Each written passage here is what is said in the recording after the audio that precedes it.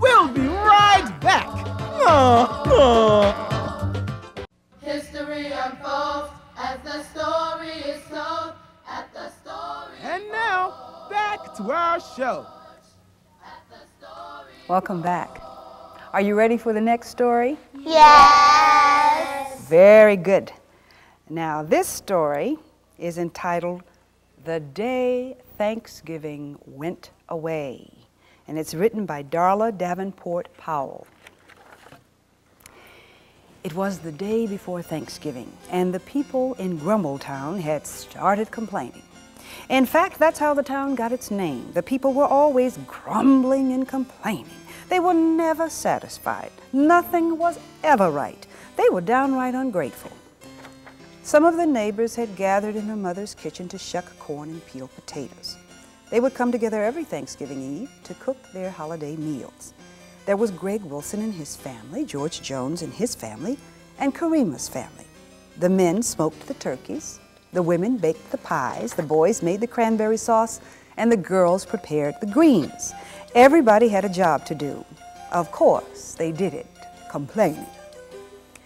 Karima, take the boys to the shed and help them bring some of that pitiful corn and some of those puny potatoes back to the house. Oh, the vegetables would be much larger if we'd had more rain. The sun messed everything up. Karima had had enough. Why is everybody complaining? This is Thanksgiving Eve. We have a lot. She paused. We have a lot of work to do, Karima. Take Greg's boys to the shed, like I said, and bring back some of those puny potatoes and that pitiful corn, said her dad. She shot out the door and ran towards the shed. I'll do it myself. I'll do it myself, she yelled as she flew past the turkeys. There's too much fussing, fighting, and complaining around here this day. Oh, I just wish Thanksgiving would go away. We do too. Who said that? Says Karima. Who said that? We did. Karima couldn't believe her eyes. The crops had come alive. They were talking and walking. Orange pumpkins, red cranberries, green greens, tan wheat, brown potatoes, and yellow corn were all running out of the shed. The turkeys were leading the pack. They were carrying picket signs that said, "No more Thanksgiving." Whew. Getting kind of interesting in Grumbletown. Let's take a short break and see what happens when we come back. Don't go away.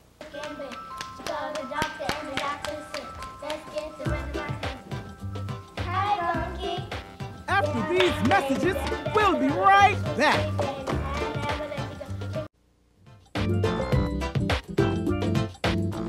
And now, more reading fun. Before the break, Karima had gone to the shed and discovered that the crop had come alive, and they were carrying signs that said, "No more Thanksgiving." So, let's continue with the story and see what happens next. "Where are you guys going?" asked Karima. "We're tired of all the complaining, all the fussing, and all the fighting. We're on our way to another town," said Mr. Turkey. "That's right. The people in Grumbletown are never satisfied. They don't appreciate us. Too busy arguing and complaining," said Mrs. Pumpkin. I want white meat. I want dark meat. This pie is too sweet. Those cranberries are too sour. The corn is too tough. The greens are too bitter. And they call this Thanksgiving? Where's the thanks? Asked Mr. Potato. Now that's a good question, said Karima. Well, we're not waiting around for the answer, snapped Mr. Turkey. We're out of here. And we're taking the dark and the white meat with us. Well, I don't blame you guys for packing up and going to another town. I wish I could go with you, said Karima. Well, you can. Just come, pleaded Mrs. Corn. No. Someone has to go back and break the news, said Karima. Why? It'll just give them something else to complain about, said Mr. Greens. The vegetables were right. The complaining had not stopped. Karima's house had turned into one loudspeaker. Mr. Wilson was still yelling at his sons. The boys were still fussing. Mrs. Wilson was still mumbling about the dinner. Mr. Jones was still grumbling about the crop. Mrs. Jones was still moaning about not having enough wheat for the dressing and bread. And on top of that, night began to fall and still no Thanksgiving dinner. Karima's parents had begun to wonder what was taking her so long.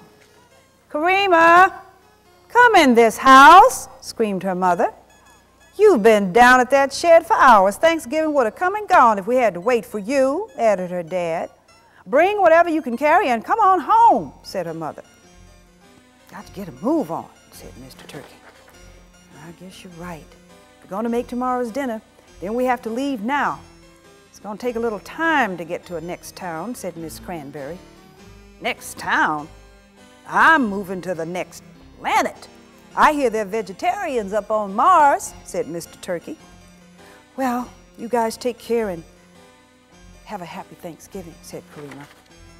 As the vegetables marched on to the next town, Karima stood silently by the shed. How was she going to tell her parents about their Thanksgiving dinner walking away? Who would believe her? Karima looked around and noticed that some of the beans had stayed. She grabbed up an armful of the beans and ran to the house. She opened the screen door and went inside. "Karima, what took you so long?" asked her mother. "And what happened to the potatoes and corn?" asked her dad. "You're not going to believe this, but our Thanksgiving dinner went away," said Karima. "What do you mean, went away?" asked her dad. "The turkeys and vegetables got tired of all the complaining and went away. They figured that they could be appreciated somewhere else, maybe another town where people are thankful," said Karima. "Well, that beats everything," said Mr. Wilson. "What do we do now?" asked Mrs. Jones. Karima pointed to the beans that she had placed on the table. There were enough to fill a big pot that hung over the stove, and she had an idea. "Why don't we make some soup?" shouted Karima. "Soup? Who ever heard of soup on Thanksgiving?" asked Mr. Jones. "Well, it wouldn't take long to cook, and it'll be ready in a few hours," said Karima. "It's going to be a terrible Thanksgiving," said Mrs. Wilson. "It sure is," added Mrs. Jones. "Who ever heard of eating soup without bread?" "Well, I like meat in my soup," said the older boys, "and I like corn and potatoes in mine," said the younger brother. "Well, I don't like soup at all," complained Mr. Wilson. "Yeah, you're right," said Mr. Wilson. "Well, they're okay. Sometimes." "That's right," said Mrs. Wilson, "because you know you might not like soup, but you do like beans." "Well, I guess I don't have to have any bread," said Mrs. Jones. "I don't really need corn or potatoes in my soup," said the younger brother. "Well, let's just be thankful for the soup." "You see things a little differently when you don't have as much as you used to," said Mrs. Wilson. And at that moment, Karima's parents looked at each other. They realized there was a lot to be thankful for.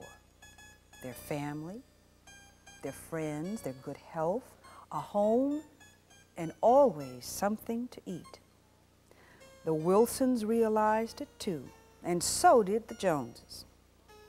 It no longer mattered what they would eat on any day as long as they had something to eat.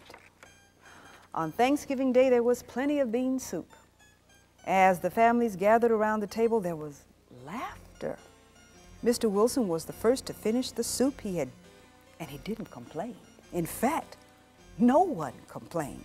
The entire town of Grumbletown had stopped complaining. They stopped their fussing and their fighting, their mumbling, their grumbling, their moaning, their groaning, and instead gave thanks.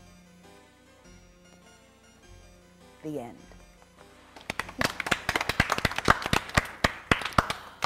All right. See you later. Thank you so much for coming. Thank you, storyteller. Thank you. Bye-bye. Bye. And thank you, Bunky. Thanks, storyteller. Bye-bye. Bye-bye. They ate my sweet potato pie.